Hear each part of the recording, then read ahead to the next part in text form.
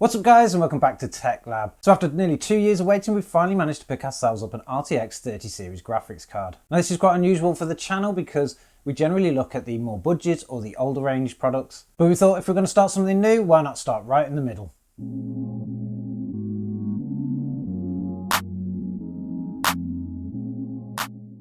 Branded by reviewers on its release as the card that nobody asked for, this is the RTX 3070 Ti.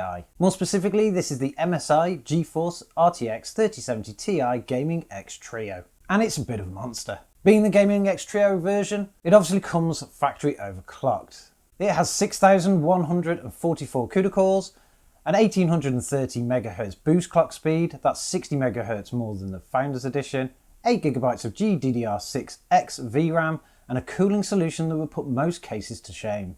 Now as GPU prices are still actually quite high, but falling, we managed to pick this one up for £750. Now that's not a great price because obviously it's well over MSRP for the Founders Edition, but generally we got bored of waiting and we thought it was a reasonable price for us to pay.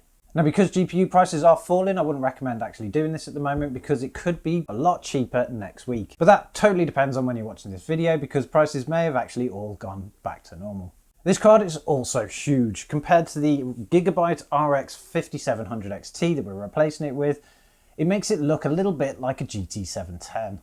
Along with its huge size, we've got RGB in the front and on the side, and also a great big metal chassis that runs all the way through, mounting to the back plate here and sandwiching the actual board inside, generally because of the actual size and weight of this card.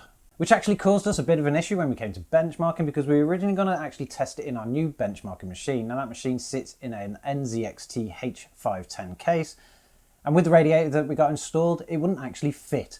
So instead we pulled out our big boy in the Fractal Meshify 2.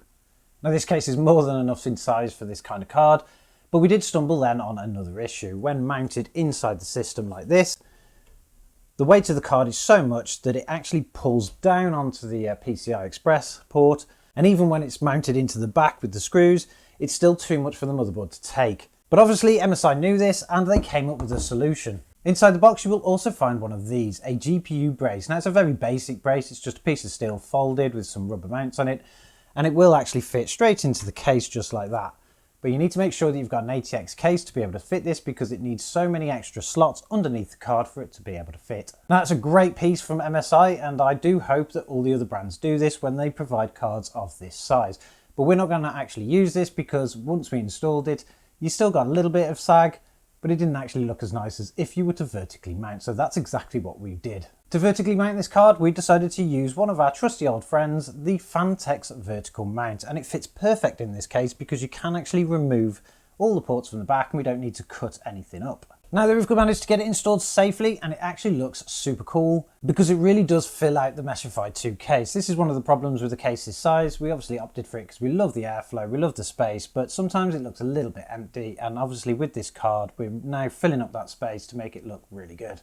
But it's time to run some benchmarks. Now this system obviously isn't our normal testing machine, it is an AM4 platform. It's a Ryzen 7 3800X with 32GB of DDR4, which is more than enough for this card altogether. But let's take a look at some benchmarks.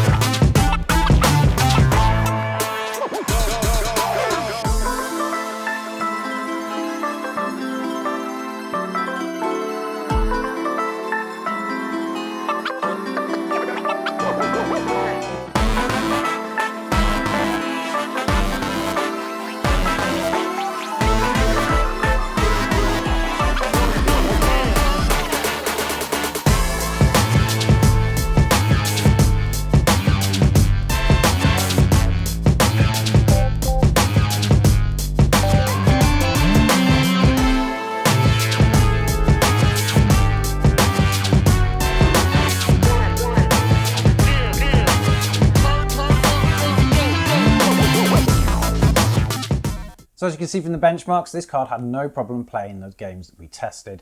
Now those games are a selection of games that I generally play a lot of, so they're my favourite games, and I'm going to be keeping this card, so why not test it with them anyway. But we did struggle to test it against 1080p, and that's because the card is just too much for that resolution. So we bumped everything up to 1440p, maxed out all the settings that we possibly could, and still the card performed amazingly. Obviously in some of the older games like Sniper Elite 3, there was no challenge at all. It smashed that game out of the ballpark, reaching well over 300 frames per second in the gameplay that we had. And for the other games, we clearly had no problems at all. But it wouldn't be fair to talk about this card without obviously ray tracing and DLSS. Now that we've got this, and we generally did replace a 5700 XT which didn't have any of those features, we decided to have a bit of a go with that in Metro Exodus. When enabling ray tracing, we expected to have a huge drop in frames per second, purely because we've never actually used it before and working based off what other people say. But we were quite surprised that we didn't get as much as we thought. The system generally just dropped about 50 frames per second, and obviously if we enabled DLSS, we regained that back up without any kind of deterioration to the quality. So as far as the card goes, we are really impressed. Now, like I said before, I'm going to be keeping this card, and it's actually going to be running in my system. I'm probably going to keep it for a while because for the games that I play, in the settings that I play at, it's going to be more than enough for a long time now. But we want to know what you think about the RTX 30 series cards. Would you actually purchase a 3070 Ti? Drop it in the comments below. And if you like this kind of content, make sure you give this video a like. In the future, we're going to be actually comparing this to the 5700 XT that we're replacing, so make sure you subscribe to the channel if you want to see that, and we'll catch you in the next one.